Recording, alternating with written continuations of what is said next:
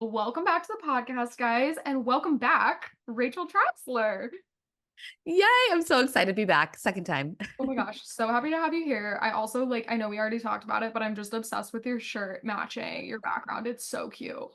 It's like you said, very on brand. The bright, bold colors, Yeah, we love bright the gold. warm toned colors. Yes, love it. Okay, for those that don't know you yet, maybe haven't heard your episode before, can you introduce yourself to us? Yes. So my name is Rachel Traxler. I am a Wisconsin wedding photographer, a business coach, a podcaster. I've been been in the industry for like over 10 years now. I think it's almost 12 actually. So it's been a while and love doing weddings and all of that stuff. So it's really been fun to tap into that education space of things and help almost like the next person in line, almost like help like the next generation of photographers. I almost say, I feel like I'm at that point now. But yeah, it's really cool. It was never really my plan to become a full-time photographer for myself anyways, and it kind of just fell into my lap and I just went full-time without like having a plan B, and I really just went for it and just haven't looked back. And it's crazy of just the trajectory of like the path that was laid out for me that I had no intention of doing at all. Wait, so tell me what is kind of the percentage of each things that you do in your business? Like what percentage is education versus weddings? Like what does the structure of your business kind of look like these days? Ooh, that's a good question. I would say majority is education and coaching. I've cut back quite a bit on weddings. So I have way more. I wanted to keep it at like 5 weddings this year. I'm at 10. Girl doesn't know how to say no. I get too excited. So I'm at 10, but I also have an associate team too that takes majority of the weddings of my weddings too. So my associate team's the one photographing them for the most part. So then I take less weddings. I would say like breakdown, I would say 60% ish coaching, 20% weddings, 20% like podcasts, Mm, filming, like educations, or like, other like courses, digital stuff, all that kind of stuff. totally makes sense. Yeah. Where do your clients find you? Like, can we talk through each facet of your business and kind of how you're getting lead generation? What does that look like? And you know what? I love this because it changes. So in terms of like getting wedding clients, and couples, because I mostly do weddings. So when I say clients or couples, I usually just say couples because that's what I mostly do. It's changed over the years. It's gone, and I'm someone who I love adding on different forms of lead generation that aren't social media. Like, listen, I love social media. I'm not like a social media guru. I'm not someone who's on it 24/7. In fact, I'm on it to be intentional about it. I'm not someone who's just scrolling. I'm not consuming more than I'm like creating. And I love social media, but I don't ever want to rely on it. And I've never wanted to rely on it because when I was in a place of feeling like back when it was easy, in like 2015 or 16, like all you had to do is post a singular photo and then boom, the inquiries come rolling in. Like it was so easy, I feel like, when I was doing it back then. And then I realized, okay, that's not happening. Things are changing, especially the industry shift that has happened within the last, I would say, year or two, and especially since 2020. People are like waking up and realizing like, oh, okay, the old marketing strategies I've been doing like aren't they ain't working. They ain't doing it for me anymore. So we have to figure out new ways. And so I've also just trialed and errored with a lot of that stuff. It used to be my biggest lead generator was like word of mouth or referrals. And that is something I really like to stand strong on because I'm big into client experience and I'm big into like serving and loving my clients and the people in my world.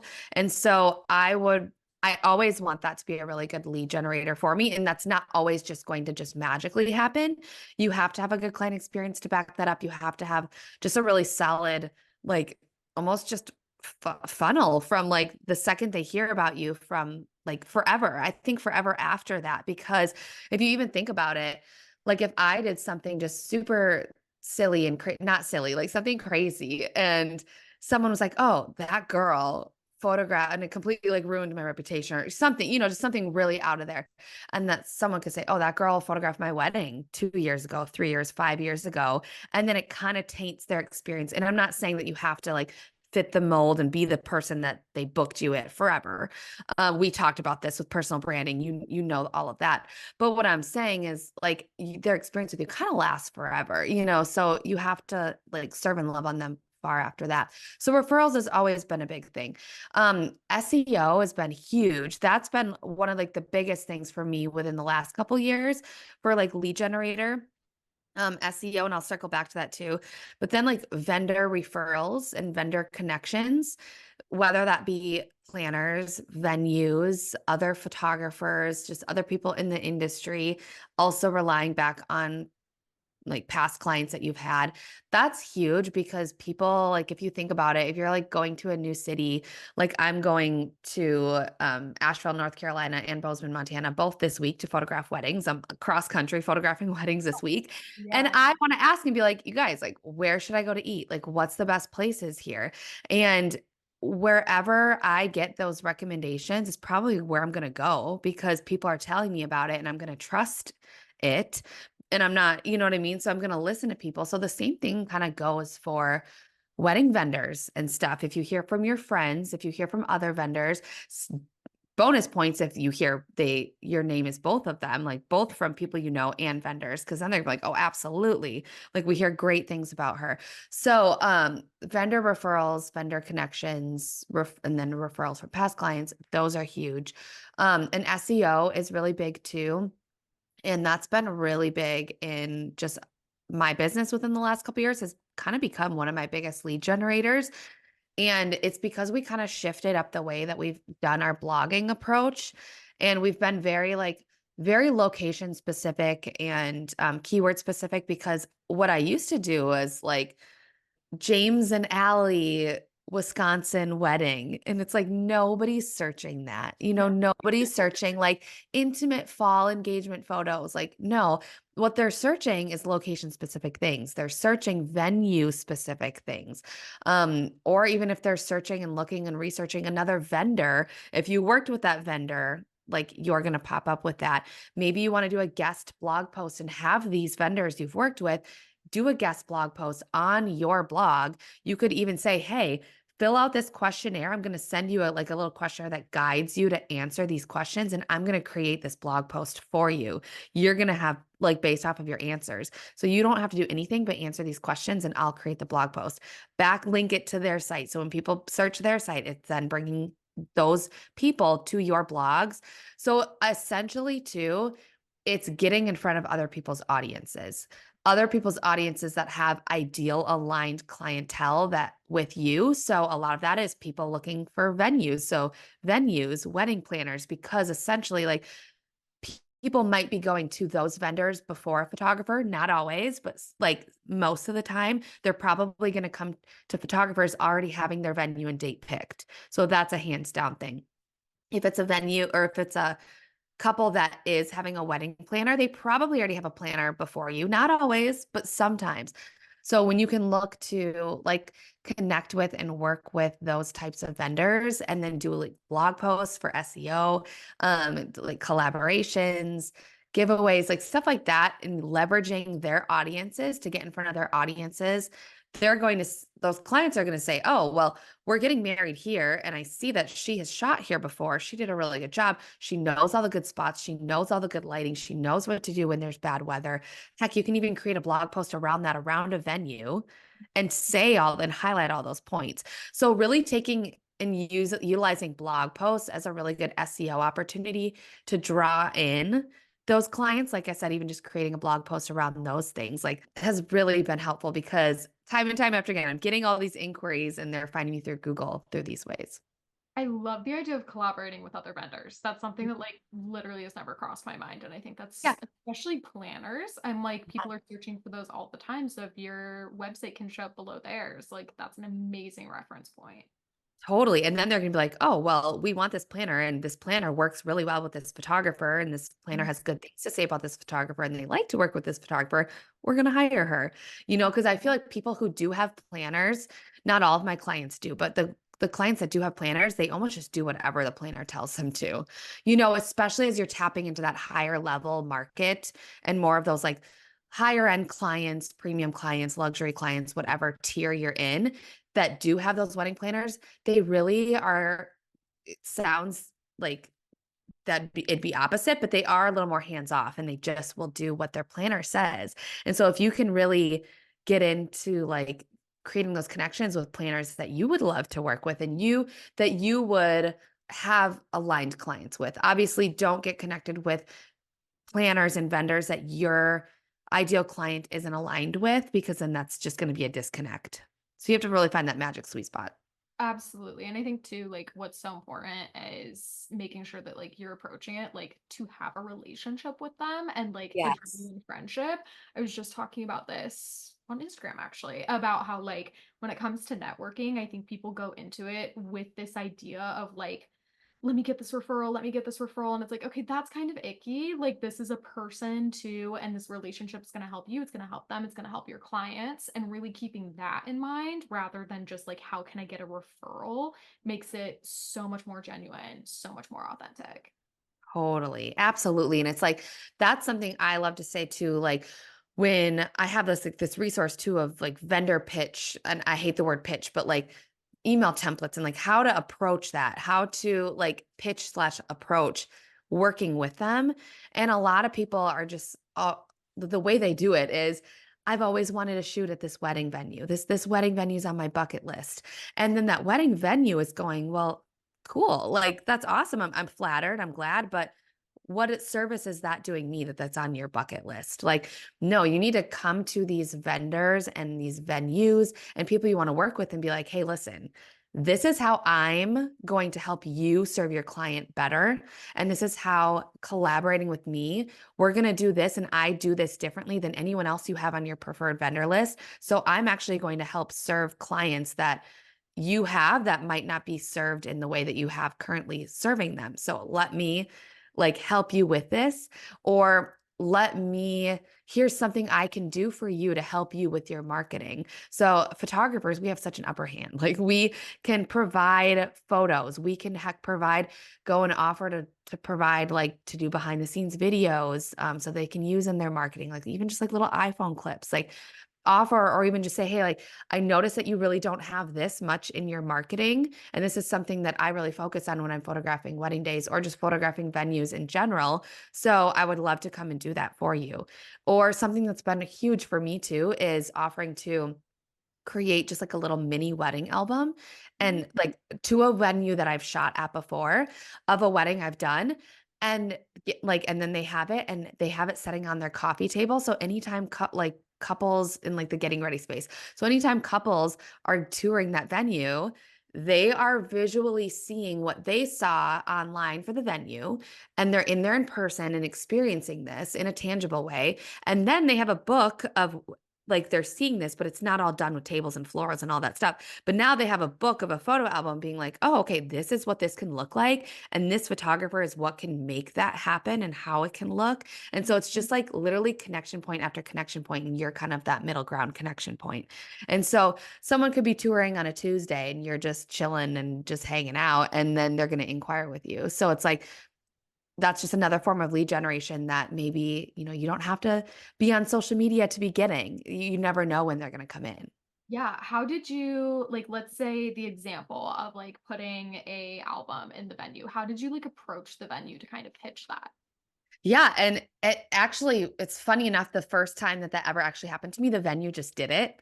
Oh, And amazing. so I didn't have to. And then I saw such a good like return on like getting so many inquiries from it. I'm like, who else can I do this with? And then I also teach my students how to do this too. But something that you can do, like you can ask them first if they would want it so that would maybe have some insight of like, oh yes, especially if you've shot there multiple times, like give them the option of like, would you rather have this wedding or would you rather have this wedding printed on a photo album? Don't give them too many options, like literally give them two options to pick from, this one or this one. And then they'll say like, oh, let's do this one. And then just like offer to create it and say, I would love to create a wedding album for your potential clients to see. so that they can really envision what it looks like in a tangible way. Because you can also approach it and even ask them, like, hey, do you have any wedding albums of what wedding days look like there? Not just prints, not just digital, not just on your website or your social media. Do you have a physical wedding album that you can help and serve your clients visualize? And if they say yes, be like, oh, well, do you want an updated one from me? Because you clearly don't have one from me. Or, well, if not, well, do you want one? Because that's really, and then explain to them kind of what I even just said of that's going to help serve your clients better because it's going to help them envision their day as they're touring this blank, open reception space of what it can look like in a tangible way. And they can be flipping through those pages as they're looking at that exact room. And it's really going to help them like put themselves in those shoes while they're holding a tangible like reflection of that. So kind of like explaining to them how it's going to serve their clients and then offer if that's something they would want. I love that. That is such a like genius idea and such an amazing way to just like build relationships with people. Right. Right. Cause they're probably not going to say no. They're probably going to It want just it. helps them for free. Yeah. Exactly. It's like helping serve their clients. It's helping, yeah, like build that connectionship. It's all connectionship. It's all about building connection in a relationship. Like you don't want to be like, hey, here's what's in it for me. Here's what I want. It's been on my bucket list to shoot there. I want to do this because that's what I think a lot of people do. And not even with just connections with referrals, but in their marketing with their clients too, of being like, hey, let's travel here because this is on my bucket list. Or they get an inquiry back and they think they're customizing their response to this wedding inquiry, but their customization is saying, I love this venue, or I've always wanted to shoot at this venue, or I love this time of the year. Like I get what we're trying to do, we're trying to relate and connect to them, but sometimes it needs to go deeper. It needs to be more than about just what you want. It needs to be about I love this. And because this has been on my bucket list, I've already done all the research. I already know all the locations. So it's like going deeper. You know what I mean? It's don't just stop at surface level with that. Absolutely. If you had someone that like, so right now, for example, I don't know if you're seeing this with your coaching clients. I have two types of coaching clients and even like friends in the industry. They're either booked out like almost through 2025 or they have like nothing booked. Like Mm. there's no in between. It's very like booked out or like not anything booked at all. Let's talk about the not booking anything at all person. Yes. If your books are empty right now and you're just really struggling to get in inquiries, clients, all of that good stuff, and you're not wanting to focus heavily on social media, what would be like your top recommendations for marketing right now? Yes, I totally see that too. It's like opposite ends of the spectrum. And then I always ask those people like, well, what is your biggest form of lead generation? 9.9 out of 10 times it's social media. And it's like, okay, well, if that's maybe why. If it's your biggest form like of lead generation right now is social media, let's add on a few different ways and ways that don't require your everyday attention because I do feel like the people that are booked out are either like balls to the wall all in on one or two, or they have multiples and they're strong in multiples. So it's hard for me to speak or like tell. I'd have to look at the individual person and be like, this is specific to you. I think this specific lead generation is going to benefit you more than someone like this. What has worked for me though, Eden, like I said, has been client experience with client, like having client referrals, SEO, and vendor relationship, vendor connections, like we talked about. There's so many other different ways, but I feel like like I touched on the ways that have really been big for me that have I've seen the biggest return on inquiries for. And I think SEO is really big on that. So what I mean by SEO is having really strong blog posts, um, like dabbling into Pinterest a little bit with those as well, because then what happens is people find you on Pinterest, they click to your pin, they click to your blog post, then they go to your site, whatever. And that's just been like the biggest thing for me. But like SEO, that's kind of like a big task. Like that's a big one. And that's not something that happens overnight. You need to build that a little bit. So if people were looking for like, I hate the word quicker, but quicker than SEO, I would say start with going to past clients you've had. Like, you don't have to go out, because I think people are always in their minds like, how can I go out and find new clients? How can I market to get new clients? How can I get more visibility? How can I get a bigger social media following? How can I get new eyeballs on my business? While all that stuff is amazing, like with visibility, hopefully the goal, I think people's intention is they want more business. But if you don't have your funnels on the back end, if you don't have things, your call to actions and funnels kind of set in your business, gaining more visibility is just like irrelevant. So I think what you can do is focus on past clients you've already had. So can you, if you have a new offer or you're doing this new promotion or you want to test something, can you send out a batch email to past clients that you have this new service, that you're doing this new offer? Or can you create a referral program? Or like if you already have one, send a batch email to your past and current clients and just give a little nudge and say, hey, just an FYI, just a little reminder, like I do offer this incentive for when you refer people to me or whatever that looks like. But I think people get so focused on going out and finding new that they forget about the clients they either already had or currently have that they can market to and leverage for new services that they have too, or just to like spread the word again and just like let them know. And even with past clients, it's not our client's job to market for us, like it's our job to market ourselves. But that doesn't mean to say that we can't provide them stuff that if they wanted to. So something you could do is like if you had a session or wedding with someone, like go into Canva and just create like one Instagram story template that you can just go plug in one picture from their wedding day or whatever and just send to them to have as a story template, even like with a referral thing. Mm. Um, so instead, because if you just tell them like, "Hey, here's a reminder of like I do a referral program," like the chances of them actually being like, people, everyone's busy. So the chances of them being like, "Oh, yes, like I need to stop what I'm doing in my day and record or like screenshot or like upload a story on Instagram marketing someone else's business," like provide something for them. And then also people, your past clients are the connection point between your future clients. So those future clients are seeing the picture of the people they know, and you're that person that made that happen. So by providing that to them, you're just having one more connection point between your future clients and, you basically. Oh, thank you so much for all of this, Rachel. This was so cool, and I feel like such a good gateway into like other things that we can do in order to get off social media. Because like that truly There's so many.